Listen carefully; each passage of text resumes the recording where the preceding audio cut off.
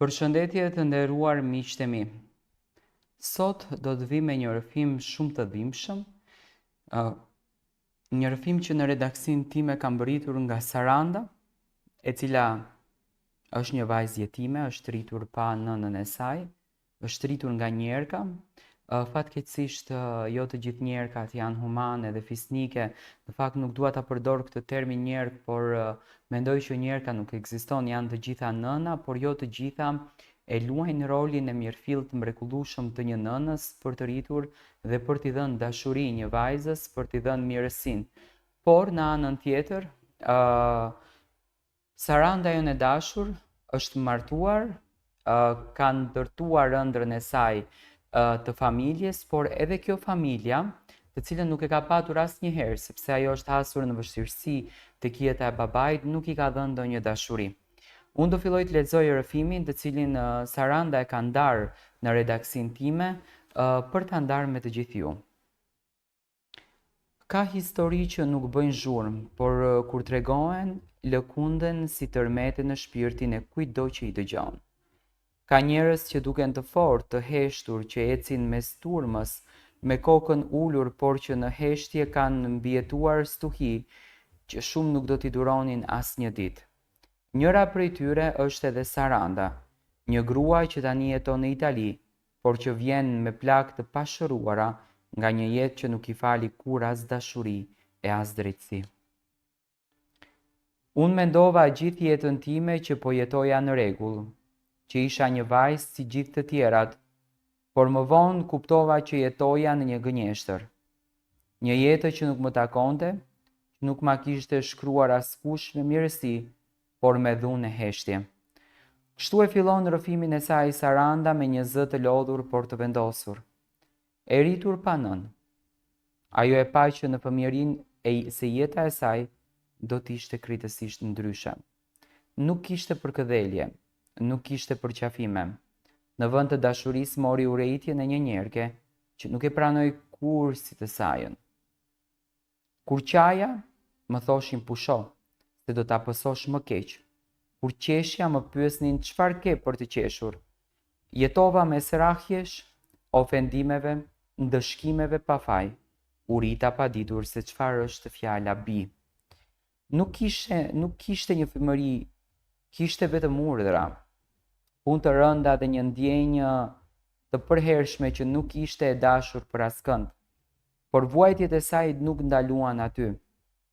Në një moshë fare të re, pa pyetur për dëshirën apo ndjenjën e saj, Sarandën e fejuan me një burrë që nuk dinte çfarë është respekti ndaj një gruaje.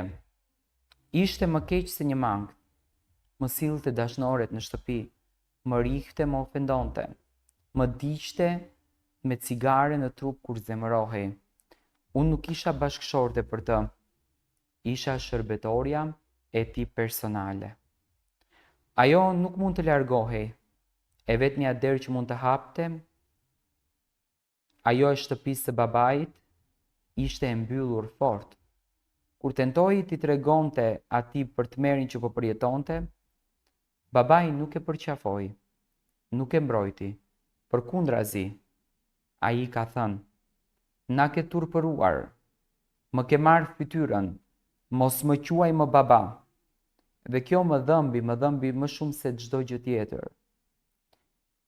Në një moment kur gjithçka dukej e humbur, Saranda mori guximin që shumë gra nuk arrin ta marrin dot.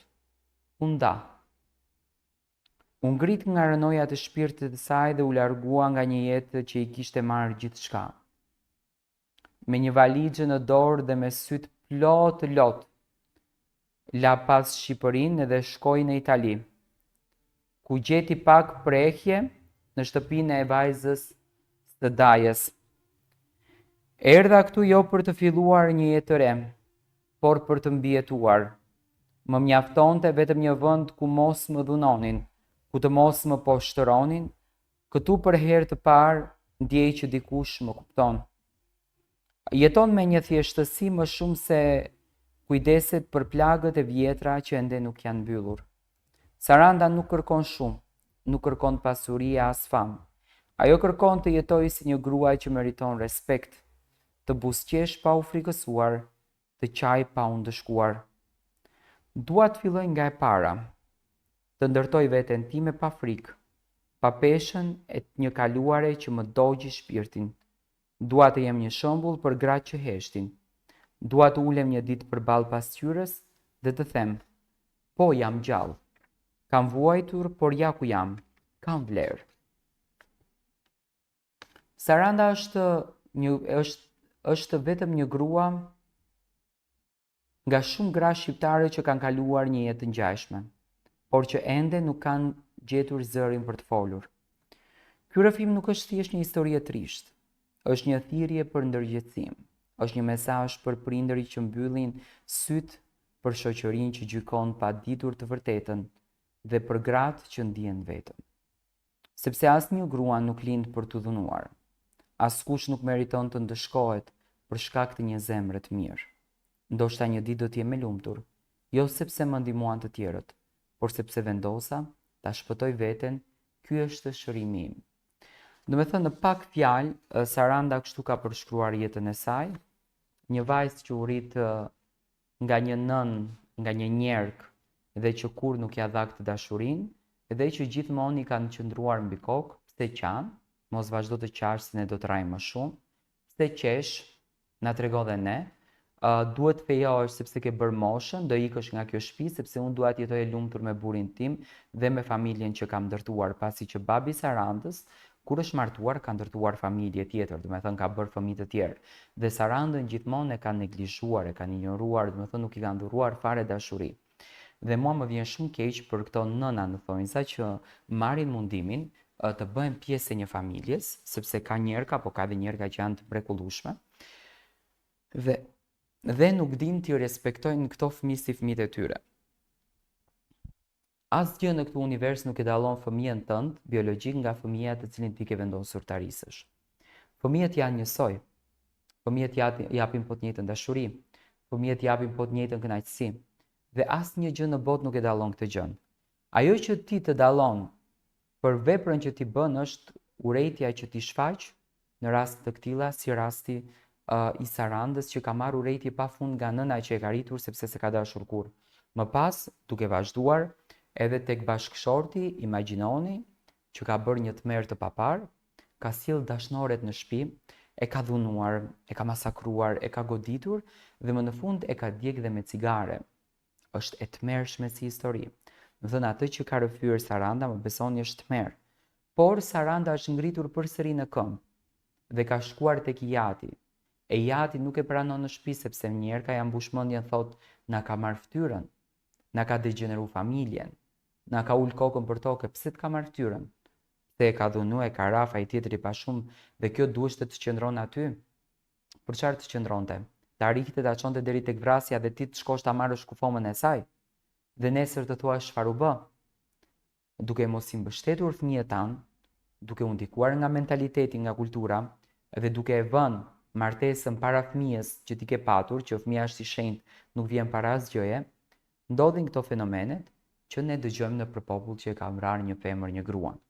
Dhe për këtë gjë, Saranda ka marrë edhe një mundim tjetër, që sot është në Itali tek vajza e dajes së saj, por normalisht ndihet e stresuar, ndihet e shqetësuar, sepse ndihet si pengesë në këtë familje dhe dëshiron të jetojë e vetme, dëshiron të del vetëm.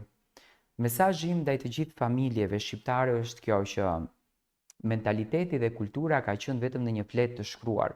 Mentalitetin dhe kulturën në familjen tonë ndërtojmë ne vetë. Gojet e njerëzve, duke menduar që i kanë punët e veta krejt në rregull, merren me punën tënde. Por kjo nuk do të thotë që ti duhet ta udhësh fëmijën tjetër për t'i bërë qefin komshies tënd. Por jo, për t'i bërë qefin komshies tënd, merre fëmijën në vatër edhe thuaj që ja ku e ke derën dhe më fal që të kemi lënë në dorën një malltretuesit. Dhe jo ta lësh fëmijën në rrugëve dhe më pas të thuash që çam bëri mua ky fëmijë. Është e turpshme të ndodhë kjo gjë dhe uroj që babai i Sarandës realisht të vetëdijsohet dhe ta pranoj vajzën e tij.